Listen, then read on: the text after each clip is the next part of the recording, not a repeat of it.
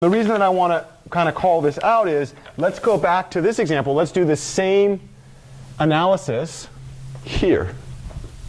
And let's compare. This is one of the reasons that I had you think about functions at the beginning of the class, right? Because I wanted to have this notation in mind. Let's think about this function. So if I say if f of my x is equal to the matrix A times x, what's the matrix A in here? 5. Then, what's the domain of f? What are the allowable inputs that I'm allowed to put in there? All of R. What's the range of f? All of R. And to find f of x equal to any real number, what do you immediately see? If I'm trying to, so this is a pre-image problem, right? It's a backward problem. It's a linear systems problem in some sense, right? Why is it a linear systems problem and not a forward problem like a multiplication problem? Because literally all I'm asking in this one is, if I give you any output C, can you find an input that through this maps produces that value? What input would it be? Well, yeah, can we say the inverse of 5 multiplied by C? Yeah? In other words, that map is invertible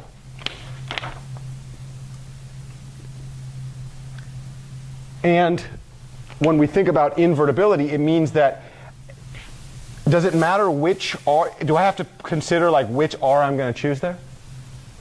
Does it matter which C I actually choose from here? Are there any C's that are illegal? Why not?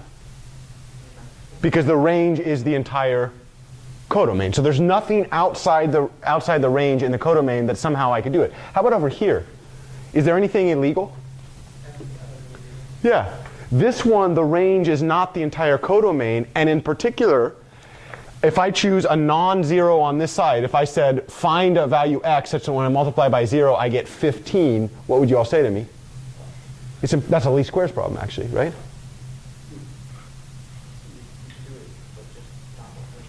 You can do it, yeah, and in fact you could, you know, if you looked at the, this is kind of a weird way to do this, but if you looked at the graph of this thing, if you said you wanted to get the output point 15, so let's say call this thing 15, and then all x's get mapped to 0, right?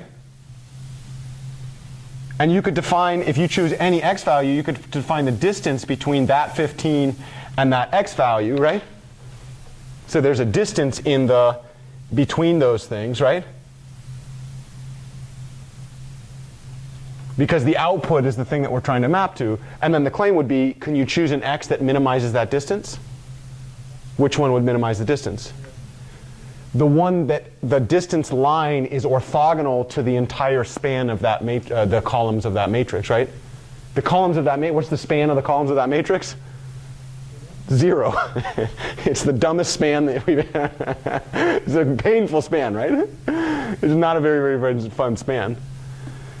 But I'm going to claim that this is not a coincidence, that the fact that we can't find a unique solution here, for this system, when I have a 0 on the right-hand side, what do you know about 0 in terms of what's legal?